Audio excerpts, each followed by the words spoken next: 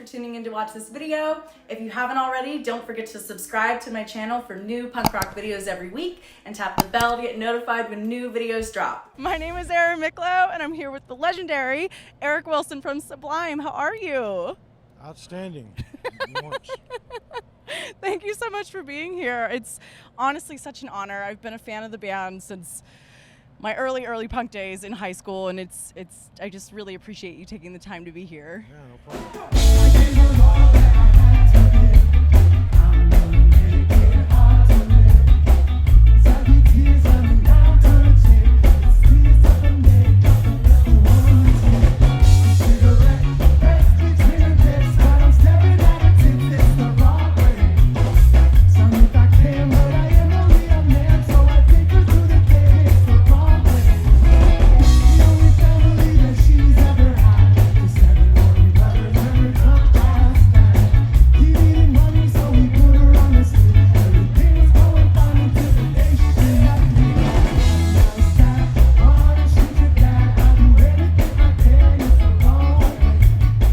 Tour with Dirty Heads for the past couple months. Yep. You guys have been on a co-headlining tour. This is coming towards the end of it. I saw that you have your dog with you. Yeah. How is that traveling with your dog? It's really fun. He actually is part of the show. He comes out on the last song. For you, is it difficult? Because he's a big dog. What's his name? His name's Melvin. Melvin? Yeah, I named him after like one of my favorite band, the Melvins. Yeah.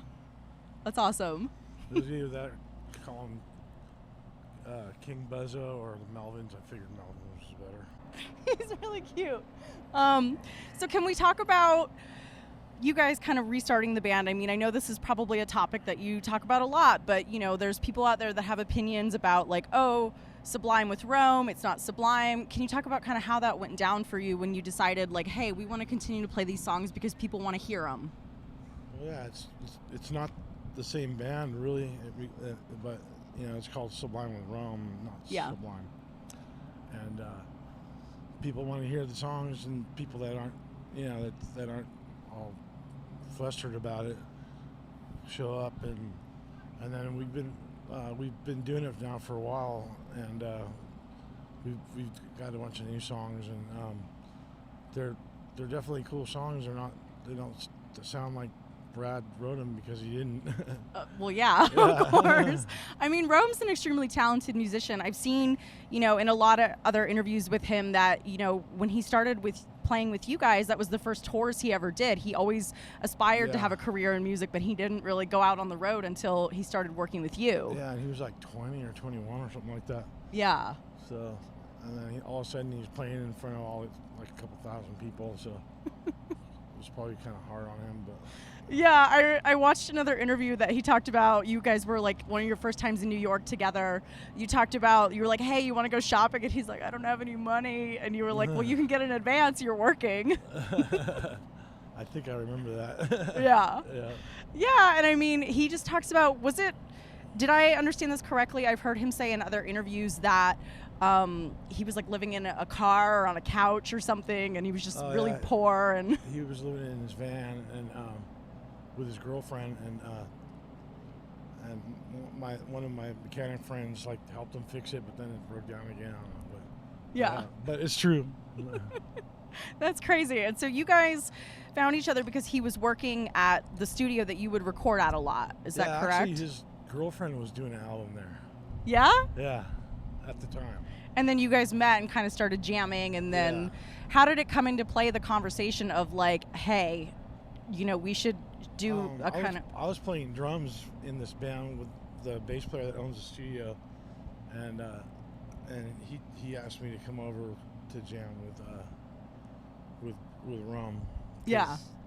And then our manager now was developing the Dirty Heads at the time, and he was like, why don't you guys start playing again? All right. So how has it been touring with Dirty Heads all this time? Is this the first time you guys have toured together? No, we toured before. Okay. Actually, Maddie's gone to, I think, Brazil or something with once because our drummer couldn't go there or something like that. Yeah. Yeah, so we've known them since they first got together and stuff. They're really cool guys and stuff. Yeah, I mean, you guys definitely fit together. Like, your sounds are, different, but I feel like it works well together, the two of you, doing a co-headlining tour. Yeah, it does. Yeah. Basically from the same, general area, and they were into Sublime, I'm sure, and so it's kind of around that same sound. That's what I am, don't start around. You feel me like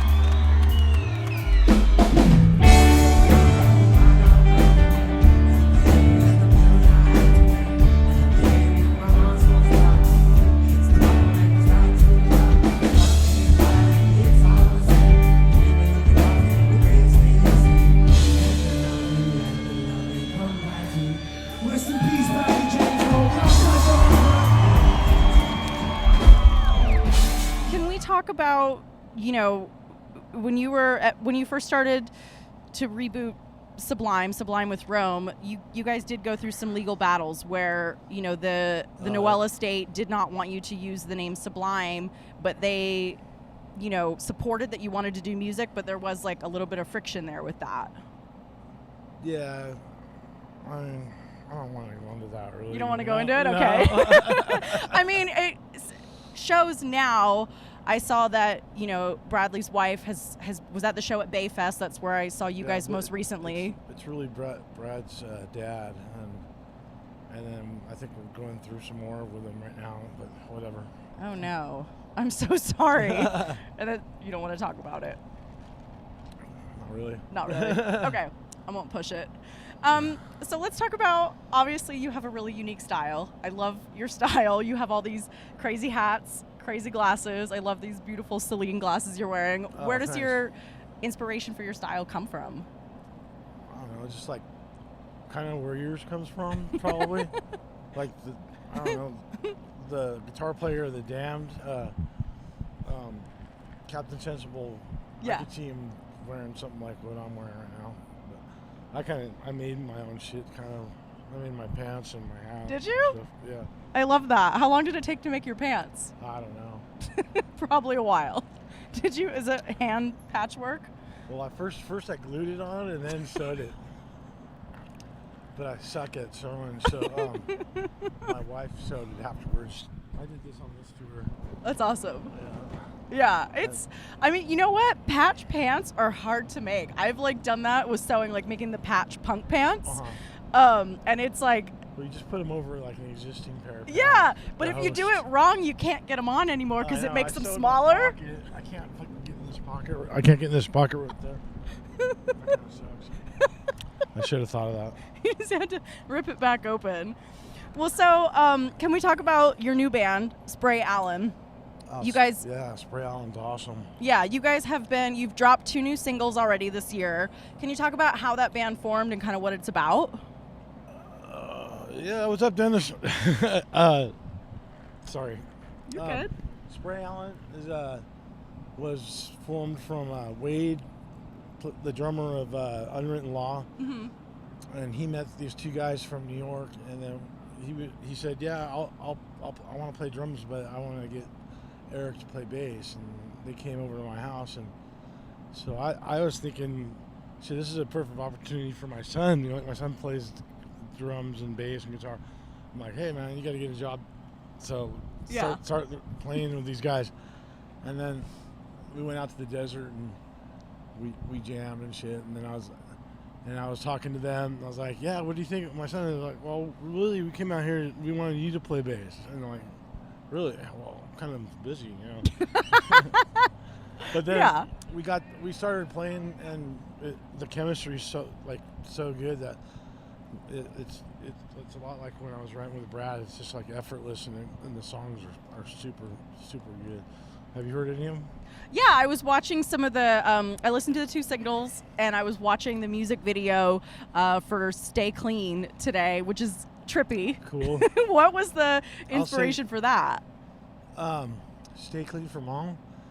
I think Lawner, the singer, wrote it about the guitar player, like they're best friends, and I think it had something to do with his room being a mess all the time and stuff like that. So, you know, you gotta listen to lyrics and stuff. For sure. Yeah, but it's Ray Allen. I love it.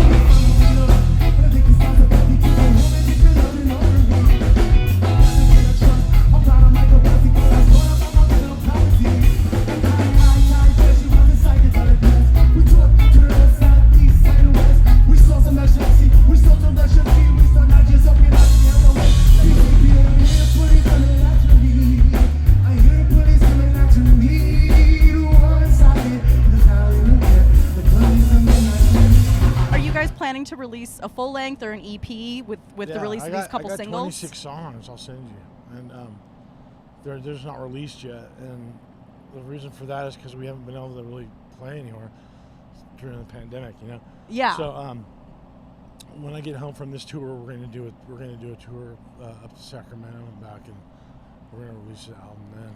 That's awesome. Yeah, that's exciting. There's tons of like really good songs, you know. Those like "Stay Clean" and what was the other song that you heard? Sabotage. Those are good songs, but I don't think in my opinion, they're not the best songs that we have. Yeah. We're just letting them out, you know. So then what influenced that decision, in your opinion, if those aren't the best songs that you have out of these 26 songs? What influenced that those are the singles you guys have released? Because I don't know. Well, they decided, but I forget. Well, yeah, it takes multiple people in a band making the decisions. You're just like, yeah, I like don't know, I'm just here. There was like a group call with our manager this morning, and I didn't make it there in time. You know, to call. Yeah. It was tardy. Yeah. I mean, yeah, you play late, then you kind of want to sleep in, get your rest for the next night's show. Sure. Well, so what do you have coming up? Is there anything else coming up for Sublime with Rome, or when this tour wraps, are you kind of going to shift into putting your attention on this new band, or like what's? We have shows coming up too, and I'm doing both. You know, I'm cool with like staying on the road a lot. So, yeah. Whenever, pretty much whenever Sublime's on the road, I'll be doing something with Spray Allen, hopefully. Yeah, I saw that earlier over the summer when you did Vegas. It was like you did a couple house shows with Spray Allen. And then we set up in the hotel room at the Mandolin Bay. Yeah, which is super nice. Yeah, and super if the fancy. stupid roadie didn't make noise trying my bass out, we would have played longer. But Dakota made some noise or something, and so as soon as we started playing, they were outside the door, the cops or whatever. Oh man. Well, so how did that come together, where it's obviously a lot of people look to you as such an iconic person, and you're playing this little house show that's fucking awesome. That's how I started, you know? Yeah, but that's awesome. awesome. The funnest. I still have the most fun playing that kind of shit. Yeah, it's a little bit less of all the hullabaloo of a tour this size. It's there's a lot more. Yeah, it doesn't get as personal when you get all these people, and then there's a barricade, and they're way out there, and yeah, it's kind of like a bunch of sea otters or something going. It's not it's not personal. Yeah, Like for sure. Or something, you know what I mean? Oh, well, I'm going to close with that, and I want to say thank you so much again for taking the time. It honestly was such an honor. Yeah, this is Eric Wilson from Sublime, and you're watching Last Rockers TV. He once told me, son, you be hard-working man.